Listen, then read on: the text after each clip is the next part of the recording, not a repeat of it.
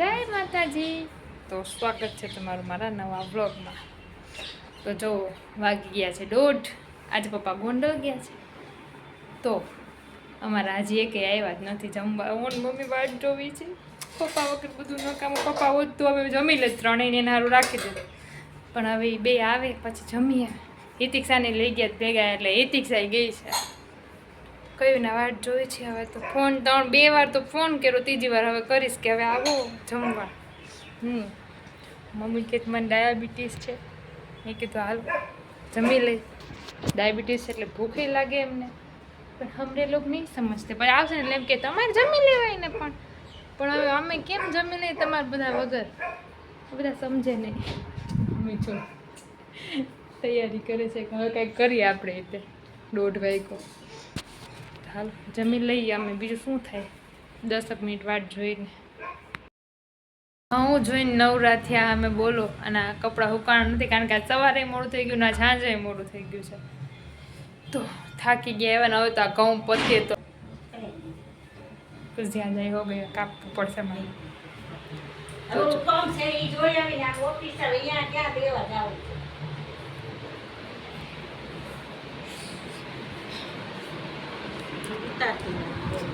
ના ના બીજું બોલો આપણે. લ્યો હું બનાવું? થેપલા કરવા છે કે ભાત વઘારવા? તમે કયો એ કરું. તારે જે બેમાંથી એક સારું લાગે કરી. તમે કયો ને હવે. અને શાક એમ જ લઈ આવે તો ભાવે ને એવું અખે પડી શાક. એ હારી લોજમાં જ લઈ આવશું તમતા. ના ના થેપલા કરીને કાં ભાત વઘાર નાખે વાત કરી. હા અને પપ્પાથી શાક લેતો આવો. મમ્મી કે ના ના ના ના. હા પાછ કાલ સોમવાર છે મમ્મીને ને પપ્પા.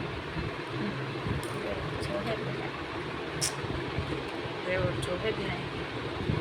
તો થેપલા કે ભાત તમે કહો ને મમ્મી શું કરવું છે. મને ન ખબર પડે. ભાત વઘાર નાખો. ભાત વઘાર નાખો તો ભાત વઘાર નાખે. હાલો ભૂખી લાગી. કયું ના ઘઉં અમે બે જોવી.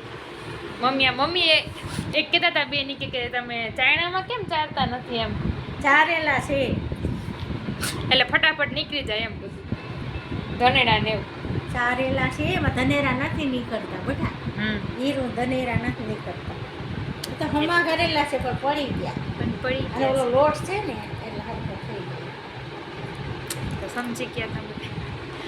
ચારેલા છે. ચારેલા તમે 2 વાર ચાર્યા. ત્રીજી વાર જોવી અમે આ ઘઉં હાચે. હજુ તો બીજા ટીપણામાં મમ્મી એક ઓલું ઉપર પહેર્યું છે, ઓલું પહેર્યું છે. ખોલી ત્યારે શું થશે અમારી હાલત એ હજી અમને ખબર જ નથી.